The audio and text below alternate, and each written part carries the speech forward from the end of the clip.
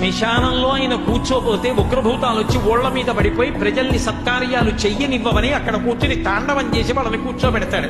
పార్వతీదేవి అడిగింది మహాభారతం అనుశాసనిక పర్వంలో, శుభ్రమైన కైలాసం ఉండగా, ఇంత ఐశ్వర్యం ఉండగా, చింతామణి గృహం ఉండగా శ్మశానంలో ఎందుకుంటున్నారని అడిగింది.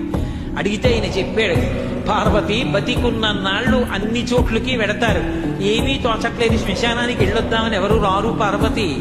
నేనంతవాణ్ణంటాడు, పొడుగ్గా ఉన్నానంటాడు, తెల్లగా ఉన్నానంటాడు, పండితుండంటాడు, పద్యాలు నాకు నోటికొచ్చంటాడు, ఉపన్యాసం చెప్పగలనంటాడు, నాకు పాటలొచ్చంటాడు, నేను నాట్యం చేస్తానంటాడు, నేను అధికారినంటాడు, నా దగ్గర డబ్బు ఉందంటాడు, నేను పాట పాడగలనంటాడు. ఇన్ని ఉన్నాయనుకున్న వాడిలోంచి ఊపిరి బయటికి వెళ్ళిపోయిన తరువాత వాడిని తీసుకెళ్లి 4 కొత్త కర్రల మీద పడుకోబెట్టి చాప చుట్టి తాడు కట్టి పైన నూలుబట్ట కప్పి తీసుకొచ్చి అన్నీ తీసేసి కర్రల మీద పడుకోబెట్టి కాల్చేస్తుంటే జీవుడు లేచి నిలబడి పుర్రె పగిలిపోయిన తరువాత కన్న కొడుకు కూడా స్నానం చేసి వెళ్ళిపోతుంటే చీకటి పడిపోయాక, అయ్య బాబోయ్ చుట్టూ ఉగ్రభూతాలు, నా వాళ్ళన్న వాళ్ళు లేరు, వీళ్ళని నమ్ముకున్నాను, ఒక్కడు లేడని ఏడుస్తుంటే నేనున్నాను రా అని చెప్పడానికి నేను కూడా లేకపోతే చచ్చిన వాడు 1000 మాటలు చచ్చిపోతారని అక్కడ ఉన్నారు పార్వతి, నా కర్మకాలక్కడ లేనన్నాడు.